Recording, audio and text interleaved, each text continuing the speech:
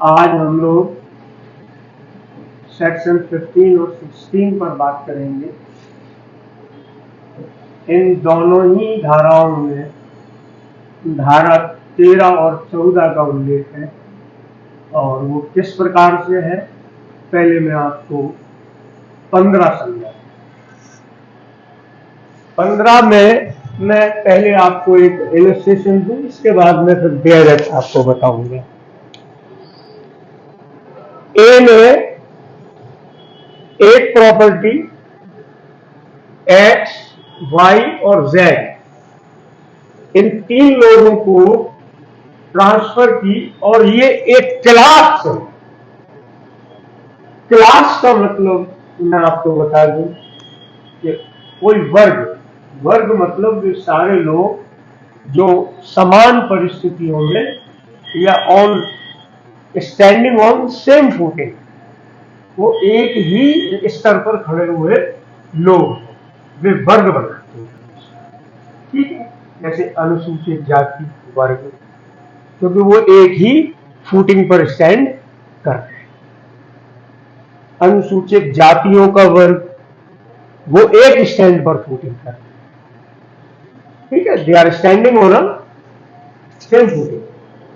तो मान लो ये इसके ग्रांडसन्स है, ये ग्रांडसन्स है, तो ये तीनों एक ही फुटिंग पर खड़े हुए हैं, तीनों ही ग्रांडसन्स है। ठीक है, और तीनों ही अनमोल में है।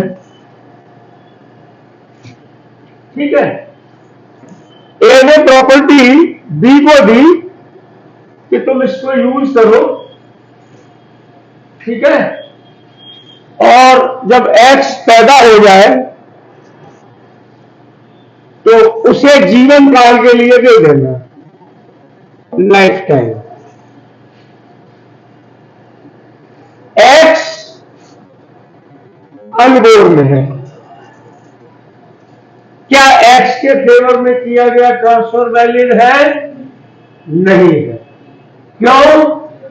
क्योंकि अनबोर्न को लिमिटेड इंटरेस्ट नहीं दिया जा सकता। 13 में लिखा हुआ है कि अंतरक के समस्त अधिकार जब तक अंतरिक्ति को, अजन्मे को प्राप्त नहीं हो जाएंगे तब तक वो ट्रांसफर वैलिड नहीं। ठीक है, आखिरी की लाइन 13 में लिखा है, जब तक कि उसका विस्तार अंतरक के संपूर्ण अवशिष्ट हित पर न हो। देखा, यह संपूर्ण अवशिष्ट हित नहीं मिलता, सिर्फ उसे राइट टू यूज मिल रहा है, मतलब राइट टू ट्रांसफर इसको नहीं मिल रहा, अर्थात इसमें इंटरेस्ट वेस्ट हो ही नहीं रहे। तो ये फेल हो गया। तो क्या ये सबके लिए, पूरे क्लास के लिए फेल हो गया या पर्सन के लिए फेल हो गया? पर्सन के लिए, ये एक्स के लिए फेल हो गया बिकॉज ऑफ सेक्शन 30।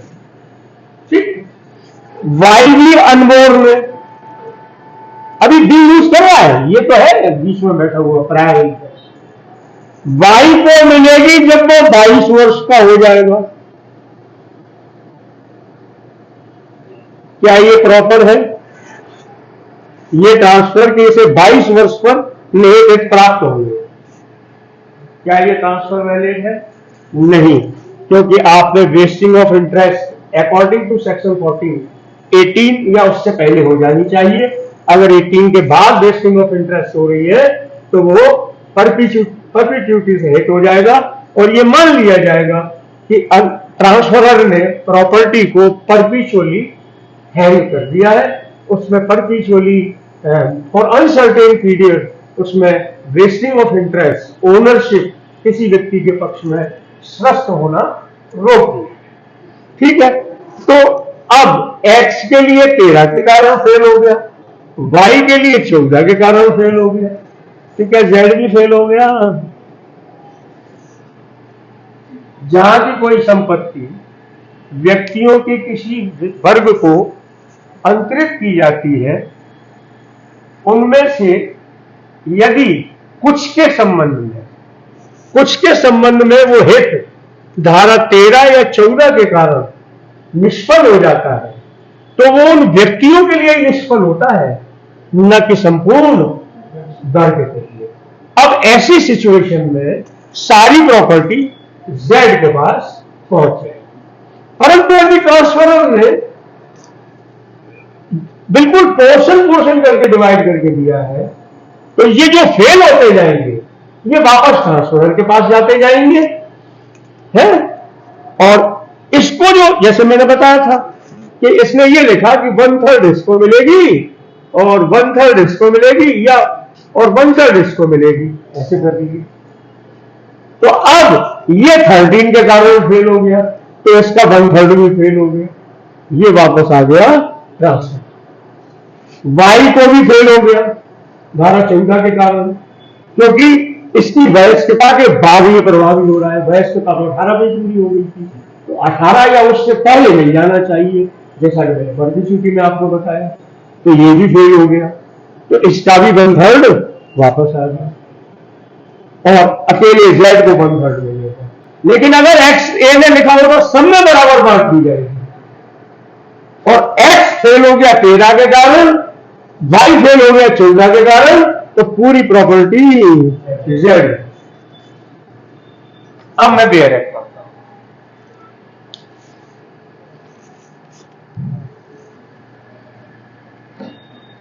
यदि संपत्ति अंतरण से उस संपत्ति में किसी हित का सृजन ऐसे व्यक्तियों के किसी वर्ग के फायदे के लिए किया जाता है जिनमें से कुछ के संबंध में ऐसा हित धारा 13 और 14 में अंतर्विष्ट नियमों में से किसी के कारण निष्फल हो जाता है, तो ऐसा हित केवल उन्हीं व्यक्तियों के संबंध में, न कि संपूर्ण वर्ग के संबंध में निष्फल हो जाता।